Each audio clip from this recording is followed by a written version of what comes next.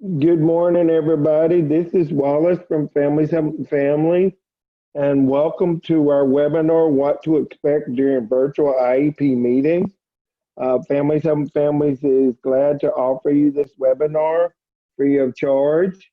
We ask it if you have any questions for us at Families Helping Families about the information from the webinar, to please use our chat box and submit questions so that we can provide answers to you. If we're unable to provide your answer during this webinar, we'll get it back to you afterwards somehow. And Melinda Elliott is our guest speaker today that's going to be doing what to expect during virtual IEP meetings for us. We ask you to also go to our website and our Facebook pages for more information on different webinars and things that we got coming up soon. If you're interested, we got lots more webinars planned. And we also have our back to school webinar series. It's on our website, and we'll be putting that on our Facebook pages too, so you'll want to watch for that. At the end of this webinar, there will be a survey at the close. So please watch for our survey and complete our survey at the close of the webinar. We will email you the PowerPoint for this presentation at the end as well to everyone that has attended. So welcome everybody. We're glad you're here, and I'll turn it over to Melinda Elliott. Great. Thank you, Wallace. Can you hear me? Yes, ma'am, I can hear you. Great. I always need to ask because you never know with technology. I'm Melinda Elliott. I'm the programs manager at Families Helping Families. I have 5 grown children, 2 pretty disabilities, and I have 8 grandchildren, and 3 of them are with IEPs, and some of them aren't. Some are in regular school. The first thing I want to talk about is one of the programs at Families Helping Families called LCAN. It stands for Louisiana Council's Advocacy Network. LCAN was designed to link lawmakers, individuals with disabilities, and family members to make positive change in systems that serve people with disabilities. So that might be the legislature, that might be Bessie. We do it by advocating for policies and systems that support inclusion everywhere people learn, work, play, live. We want service systems that support children and adults with disabilities to live in their own homes and be fully included and participating members of their local schools and communities. And you can register by going to www.lacan, advocates, ADVOCATES, it's all one word, .org. And we can send you a copy of a brochure as one with the PowerPoint as well. This workshop was designed because we started hearing from parents last year that they didn't understand virtual IEP meetings and how that was going to happen and what that was going to look like. The first thing that I want to go over, though, is, and of course my screen won't share. So one of the things I'm going to talk about in my workshop is that it never does what you think it's going to do. Okay, it was just a little slow.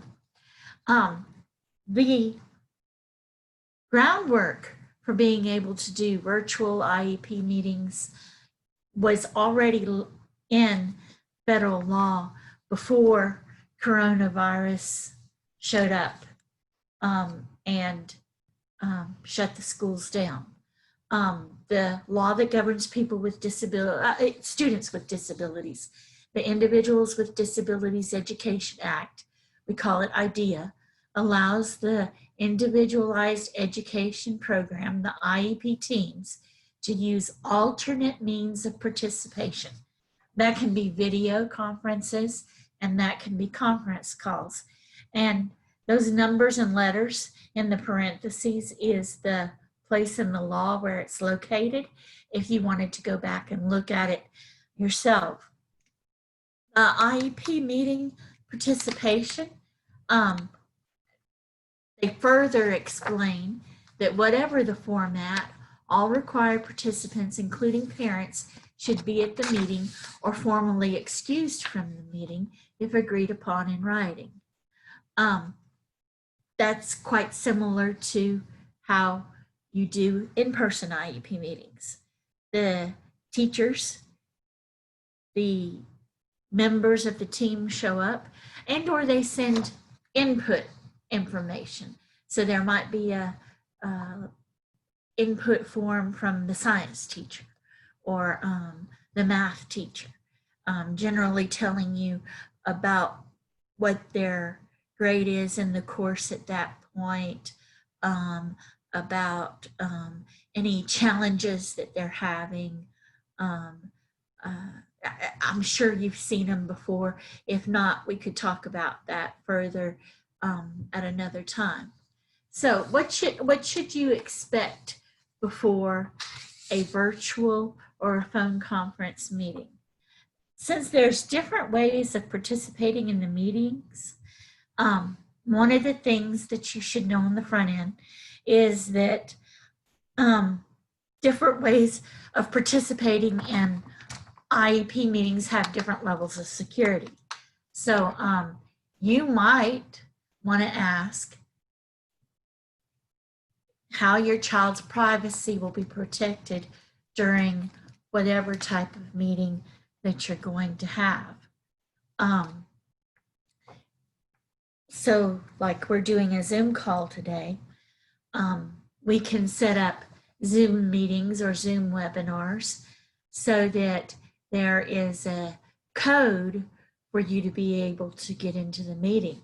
So people that haven't registered can't get into the meeting, and we know who's online with us at the same time. Another program that I use for webinars is called GoToMeeting, and they have a similar setup for privacy, just so that you know that other people that you're not expecting aren't in the meeting. Whatever software system your school system is using, they should have some type of similar protections to be able to protect your child's privacy. You should also be given the opportunity to share your concerns about the technology and issues you might have in participating in the IEP meeting. So you notice in this meeting, you don't see my picture. I find it strange being able to see a head talking when you're doing a webinar, as well as I'm always looking at the picture of me wondering what's the matter with my hair or something. So you might not, you might want to be on a similar type meeting, IEP meeting like this, but you might not want to share your video. And that's okay. If you express those things in the beginning, then the school system can respond to your concerns about that kind of meeting. Or there might be some other concern that you have about IEP meeting. So along that vein, it's important to know what platform or system like Zoom, like this is, that the school system uses. Most school systems have a platform that they're familiar with that they want to use. You need to be able to know some of those things up front. So if you need to download something, like for Zoom or for GoToMeeting, you can already have it downloaded. I also recommend when I'm talking to parents that they ask for a practice run or a dry run, even if you don't think that you need it. Wallace and I have worked out a system where when I'm giving a webinar, I send him a copy of my PowerPoint beforehand, because more than once my screen has frozen and I can't flip through the pages of the PowerPoint. Well, we can switch to him being able to do it. One of the things that I've learned with technology, whether it's IEP meetings or therapy on virtual, or even doctor's appointments, is that you need to have a backup plan. Something can and will go wrong. So you might want to practice. You might want to see how it works. You will want to know up front if the school system is going to be sharing their screen. So Wallace is the host for this meeting, and I'm a panelist, and he screen shared with me so I can show you my PowerPoint. The school system can conceivably, if you're interested, show you the pages of the IEP. So you might ask if that's how this is going to work while you're doing it, so you're all looking at the same pages at the same time. If not, then you need to know how you're going to get a copy of the IEP before the meeting so that you can be looking at the same thing that they're looking at. But when you do this dry run, you want to know how you're going to get audio, how you're going to get video. There's various buttons to manipulate to get certain things to work. If your house is busy, like my house, 2 of my grandkids live with me, you're going to want to know how to mute things while you're listening to what's going on. You might not want to hear everybody to hear all the children going on at your house. And if you want to speak, how do you let people know? So some systems have a way to raise your hands. Some systems, maybe you would just start talking. But you want to figure out those things in the dry run before you get to the actual meeting. So you can ask for an agenda and ask for meeting rules that you should know about before the IEP meeting. Those probably aren't going to be a whole lot different than what you do at a physical in-person meeting. If you have a phone conference instead of like a Zoom meeting, you might want to ask how everybody's going to get a chance to speak during that phone conference, or how you're going to let them know that you want to speak. Most of the time, what I'm seeing happening across the state is the school system is mailing, or if the parent has the ability to get an email and to print, emailing the IEP before the meeting. But part of that backup plan is if you don't get the IEP before the meeting so that you're prepared to look at it and to offer input during the meeting, what are you going to do? So before the IEP meeting, you, a parent, needs to have your own backup plan. Do you have the documents in your hands? Did you print them? Did they send them to you? Do you have them around the computer where you can get at them? If you're using a phone, because like Zoom and GoToMeeting, and I assume the other school systems, because some different school systems have different systems, can be used on your phone. So you want to know if your phone is charged, or if you're doing it on your tablet, is your tablet charged, or your laptop. Do you have the call-in number or the link where you can find it? So today you got Wallace sent you a link for this meeting. The school system can and will do a similar process if you're using their system, so you know how to get on to the meeting or get into the meeting. If it's a phone IEP meeting, you want to have that call and number handy. I can't tell you how many times I know that I'm supposed to be at a meeting, but I can't find the link in my email. So now I have a folder where I put those links so I can find them when I need them. Let's see. Hopefully, you're in a position to remove as many distractions as you can. I'm amused at that because I don't know about you, but there's only so much that I could do with a 4 and a 5-year-old.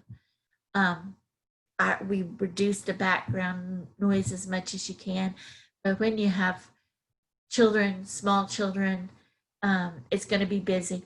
Now, things like the television, things like the music, I can easily control those in the room that I'm in.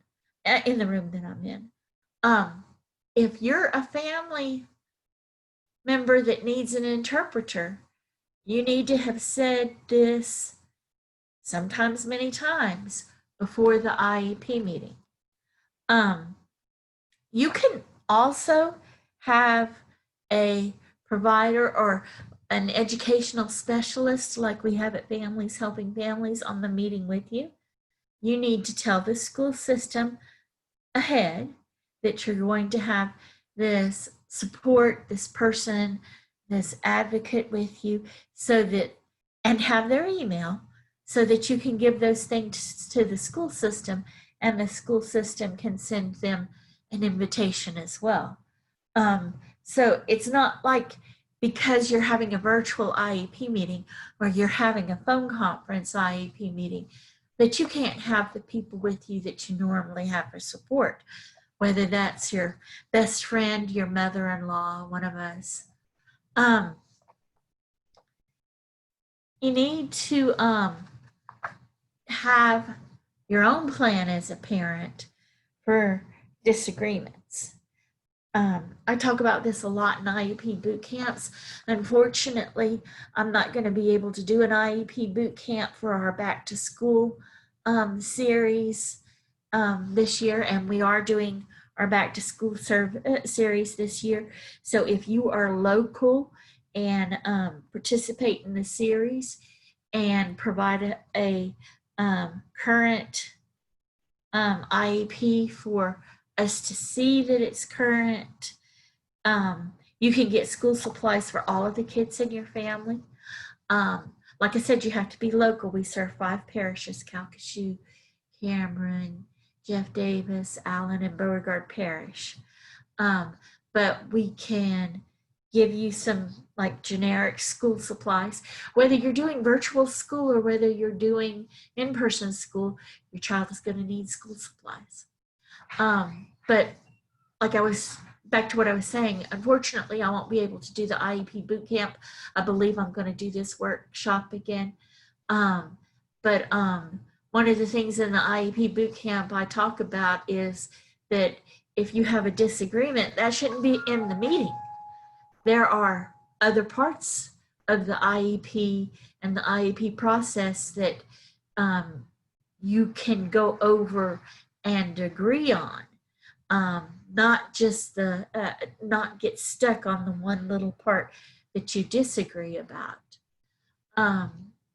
So during the meeting, people like it if you use your video camera. So, there's no real reason that you can't see me.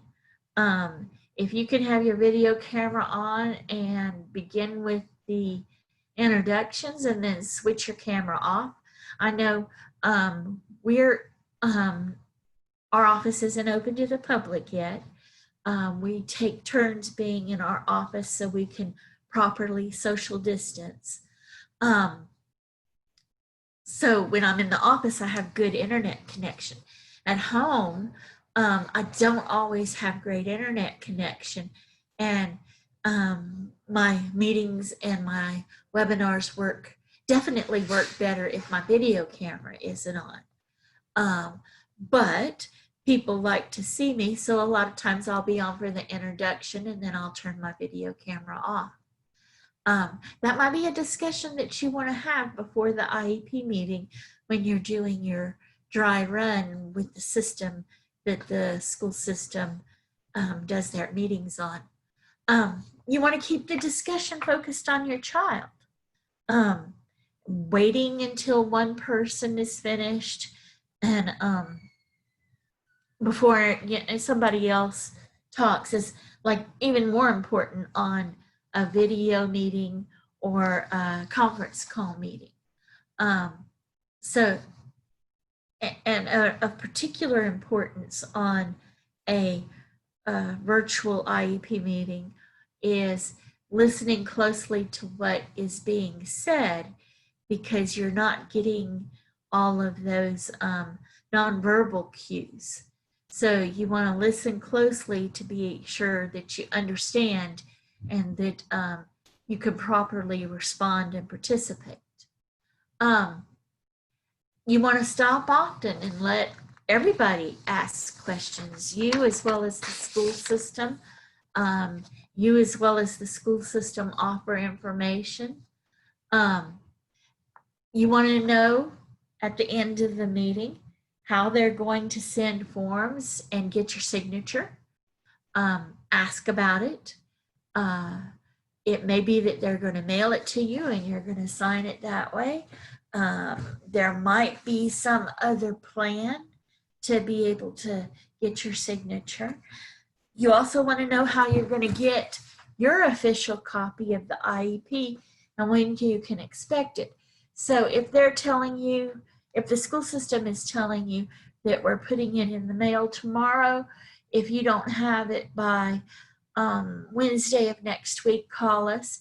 You need to take note of that kind of information and be able to call them or call who's running the meeting and tell them that you did or didn't get your copy.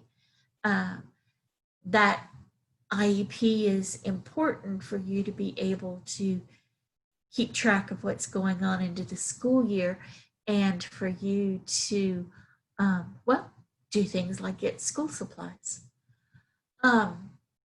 You're going to use that IEP when things are being implemented during the year. You're going to use that IEP when you're wondering what kind of accommodations you all agreed to and figuring out how that's happening. After the IEP meeting, you're going to ideally keep sharing progress and concerns with the teachers. So like in one of our school systems, at the end of last year when the students were sent home, the teachers were still calling, asking parents, or offering parents resources and asking parents if they could help them in any way or explain anything. Different teachers, different schools were doing different things to be able to get parents information. The school system even had surveys to get the parents information. Again, you need to have a plan to address disagreements. And this goes into a much deeper workshop than I'm doing today because I want to talk about the virtual process today. But if you have a disagreement, it didn't end just because you had a virtual IEP meeting. You can talk to one of the education specialists and come up with a plan, a process about what you're going to do about sections of the IEP that you may not agree with, just like you did when you were in person meetings. And just a reminder, you want to try to resolve those disagreements early and quickly. So you don't want to wait a month after the IEP meeting to do it. This workshop was developed from a document that a lot of the federally funded programs that work on special education issues, a lot of the ones that exist. I don't mean this to be the answer, that this is going to be the way that your IEP meeting looks. It's one of the ways that your IEP meeting can look and can happen. The main thing is to remember that things didn't disappear because you're having a virtual IEP meeting or a phone conference IEP meeting.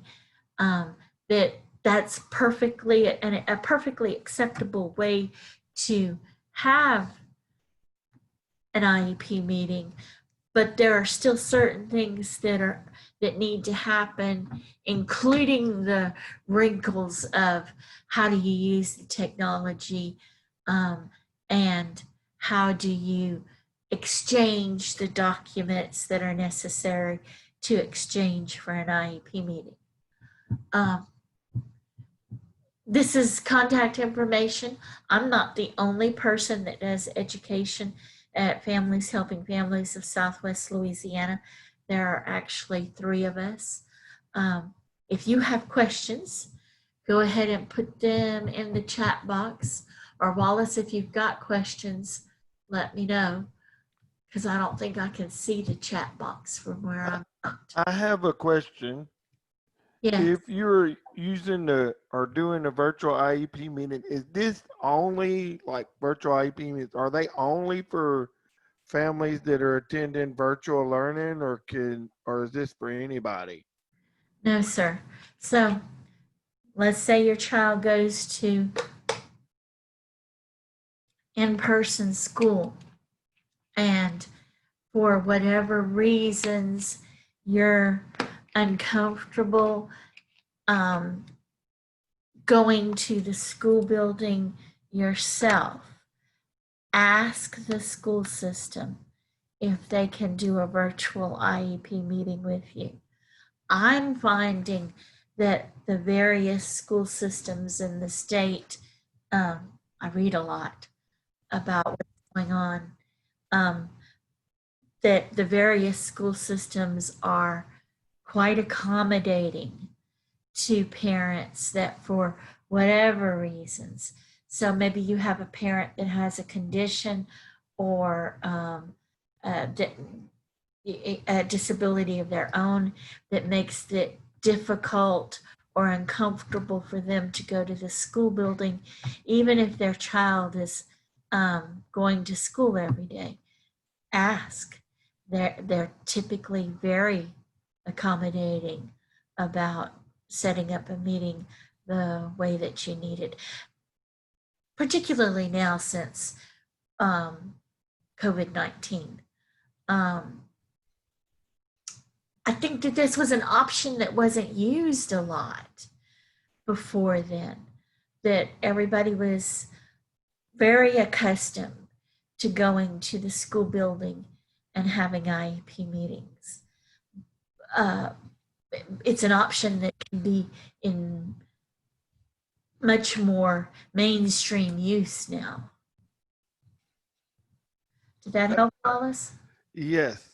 Another question that I have is, even though your virtual IEP meeting went well and everything was, ran like it should and everything, should you always follow up after a virtual IEP meeting, even if it isn't necessary? What do you recommend? So you should always get a copy of the IEP. The IEP meeting went really well. You still need a copy of the IEP. You, if you are doing virtual school, will be noticing lots of things that maybe you weren't entirely aware of about how your child works and how your child responds during the day. So yes, even though you had a wonderful IEP meeting, you want to have conversations on a regular basis with the teacher or the special education teacher that about things that you know about that are working or not working for that matter. With virtual schooling in particular, you're going to know a whole lot more than you used to know. Or at least a lot of parents will know a whole lot more than they used to know. In-person school, hopefully you were always having parent-teacher conferences, conversations with teachers, depending on you and the teacher, maybe you were emailing. Those were always ways that you were providing feedback and checking with the education personnel. So that shouldn't change. Even when you had a wonderful IEP meeting. Our kids, like all kids, grow and change and mature, and what worked last week or last month maybe isn't working this week or this month. Or maybe things are wonderful and you just need to tell your teacher, your child's teacher, that things are clicking right along. I speak with teachers and they like hearing that what they're doing is working. We all like that. Another question I have is,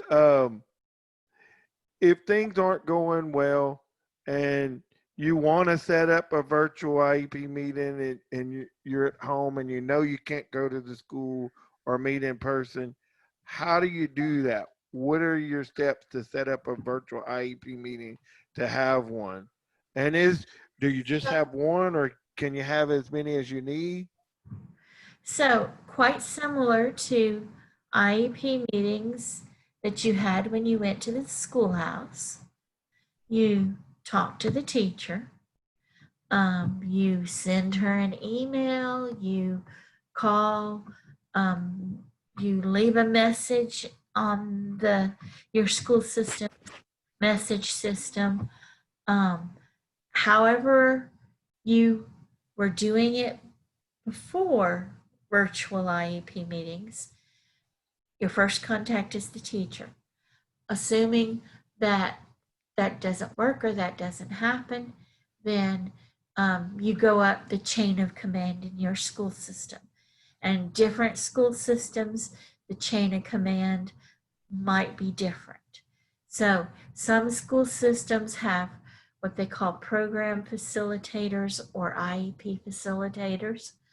That might be the next person that you contact if what you're doing isn't working.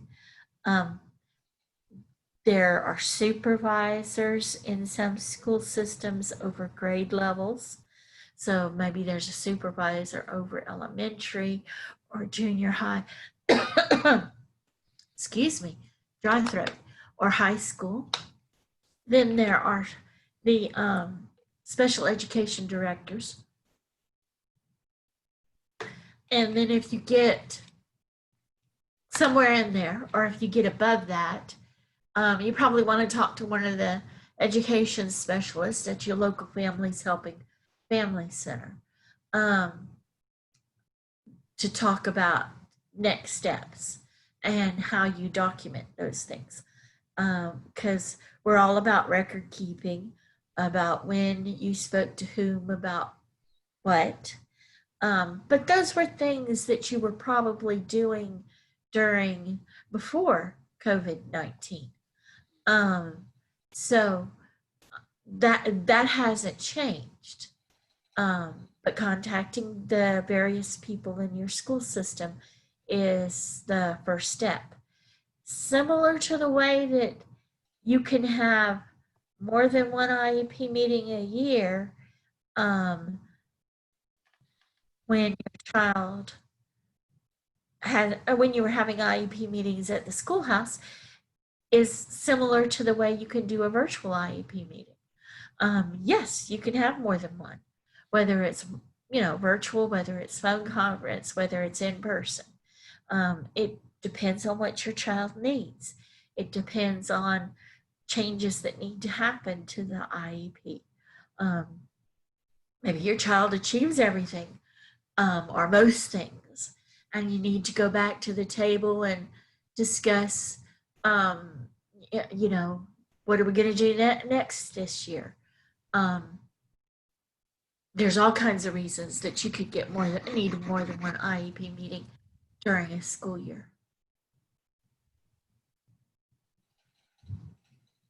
What else you got? Does anyone have any other questions for Melinda Elliott? Please use the chat box at this time. And please, at the close of this webinar, please remember that we have a survey going out and that you will get an email. All attendees will get an email of the PowerPoint from this webinar. But please ask questions. Sometimes I get a evaluation that says that they didn't understand something, and that's an opportunity lost for me to explain, because I typically don't get names on evaluations to know if I could even figure it out. I'm not that technologically smart. Who to call or contact to try and answer a question. So if you have questions or if something wasn't clear, let me know now so I can make every effort at trying to help clear up. Another question I thought of is, say a school system was using, like we are using Zoom, and a family wasn't familiar with how to use that.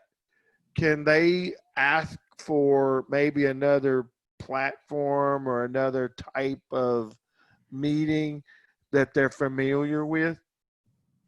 So a school system in all probability is going to want to use a platform or a system that they feel like they have the proper security over. I don't know that they're going to want to use Zoom or some other platform that they're not positive that they can safeguard a child's privacy over. Far be it from me to say not to ask, but I do want to bring that up, that they're responsible by law for making sure your child's information is private in many different ways. And most school systems that I am reading about have a system. Not necessarily Zoom, not necessarily GoToMeeting. I'm not surprised if they want to use their system. And that's one good thing to find out ahead of time. And then maybe you could do, a parent or a family member could do their own research about that platform to learn. I know for me, Zoom was very unfamiliar at the beginning, so I watched YouTube videos, and I also got on the Zoom website and I found they had training videos and stuff to learn. So it might be whatever platform that they're using, you could probably find some how-to videos, so you can be familiar with how it runs.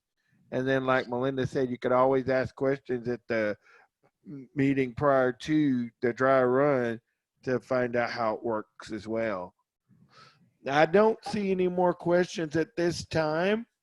So with that being said, we'll close the webinar, and please watch for our survey. And thank you for Melinda. Hang on, Wallace, there's another question. Let's see. One of the So, as a previous says- teacher, I just want to make sure parents know that schools receive grants under every Student Succeeds Act for servicing children with IEPs. Do not be afraid to ask for what your child needs. Yep, y'all need to attend an IEP boot camp when we can figure out how to do something that long and that intense on a webinar. But yes, thank you. And there's one more. Yes, sir. I just now see. It says, what happens to kids that are going to school if they shut down the schools again? You know, unfortunately, I guess unfortunately, the school systems don't have control over that. I know everybody has, Facebook. Facebook is so interesting. I know that there's lots of parents on Facebook that are mad because schools shut down or don't shut down, by the way. I hear both sides of it. I don't think that the school systems have the control that some parents think they have. If the school shuts down again, I also think that Louisiana education for students, for children, has come a long way. When it shut down the end of last school year, everybody was sort of, not everybody, but lots and lots of people were sort of like, okay, what do we do now? I think that we've learned, as a state, we've learned, the education system has learned. There are piles of resources on the Leaves website about schools, about education, about students with disabilities, about virtual school with students with disabilities. I believe we're gonna see some of those things being implemented. What else? One of the things I've noticed to me is it's very important to constantly go to your school board's website and look for Yes. information there. And then if they have a Facebook page, and most of them usually do, is to go to the Facebook page for the school board and look for information there, so you could constantly know what's going on and what's happening. And then you could also call the school and get information too, because that's a way you could stay on top of things.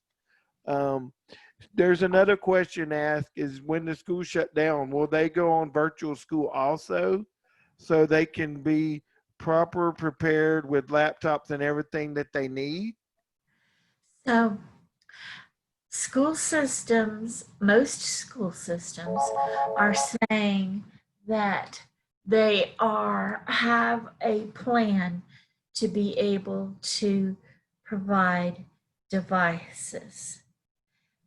I don't believe that that means that all the students are going to get a laptop. I do know that some school systems are buying laptops.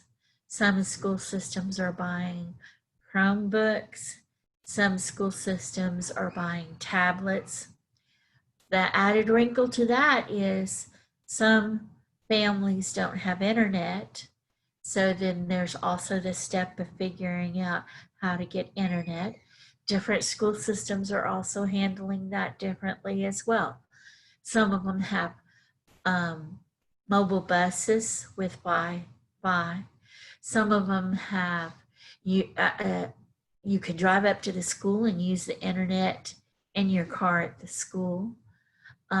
There are some ways to get very inexpensive internet. There's a list of things like places that you can do that on the Louisiana Believes websites, information about COVID-19. So part of what's bothering me is the laptops. If you're doing virtual school, what I hear from parents are they're helping you. So like our major school system is Calcasieu Parish School System. In Calcasieu Parish School System, there is the possibility of getting a device. You're paying a small, I think it's $20 fee. There's not an unlimited amount of devices. I understand $20 might be difficult for some families to come up with. If your child has an IEP, you probably want to discuss that with one of our education specialists. If you don't have the $20 for the deposit, there's a lot of discussion and options that can go on in there. One more time, Wallace, another question. Okay, someone's just sharing information with us. Okay, It cool. says look into the Lifeline smartphones. If you fall below the poverty level, most things can be done on a smartphone. It's a federal program. And so, Yes, thank you for that information. Yes. and then another one, someone was just sharing with us. I'm in the military, so my kids will be with my aunt when I'm overseas. One of my babies goes to ABA services and the other one doesn't. So I have a second grader and a first grader that will be homeschooled. So this will be a little difficult for me and my family this first year with the new transition, but with the ABA place has been helping us out along the way. It's a lot of personal information, dear. Um, you're welcome to call one of us to talk about it. We'll help you figure out the complications as best we can. Does anyone else have any more questions? I appreciate everybody that's attended the webinar. Thank you so much. And again, please complete our survey at the end and watch for your email for the PowerPoint from today's presentation. Do you have any closing remarks you'd like to leave, Melinda, before we go? I'm really glad to see everybody and I appreciate all the questions. Thank you for your help too, Wallace. Thank y'all for attending. Bye. Goodbye, everyone.